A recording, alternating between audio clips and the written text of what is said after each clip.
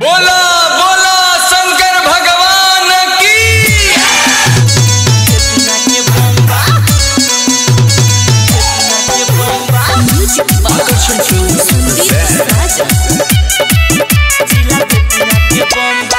बेटियां बागा हमें बाजता गाना साथी चनपतिया भइल बा दीवाना बेटियां बागा हमें बाजता गाना साथी चनपतिया भइल बा दीवाना धके दगदिया चले न गदिया धके दगदिया चले न गदिया भारत न तन को दंगा सबका से आगे रामनगर के बम्बा रे सबका से आगे जिला बेतिया के बम्बा बेतिया बागा हमें बाजता गाना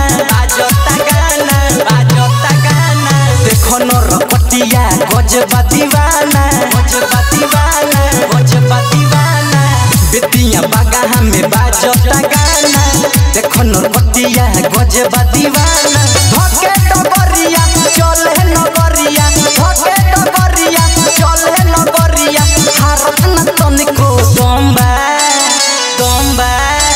सबका से आगे रामनगर के बम्बा सबका से आगे जिला बेतिया के बम्बा जिला बेतिया के बम्बा रिया रिकॉर्डिंग स्टूडियो नरकटियागंज। गोखला मथुरा नन्हा रे मोतिहारी धोबा के सरिया संगे बा भसुरारी पंडही मंठ मंझरिया तिरारी धुमनगर जल ढारी पहिला सुमारी मेघवल मठिया रही न पीछा चमुआ सलेमपुर के पूरा होई छा भावल में हनमल रही न पीछा चल पीछे गावना के पूरा होई छा लेके गगदिया हिलत कमदिया लेके गगदिया हिलत कमदिया नाचत देखो थम्बा सबका से आगे रामनगर के बम्बा सबका से आगे जिला बेतिया के बम्बा जिला बेतिया के बम्बा Mixed by Monik Sanjeev। जिला बेतिया के बम्बा अजवा सुगौली संगे जाला बनवरिया मुरली मुजौना जल से भरे गगरिया खाता खटौरी सब निभावल डुमरिया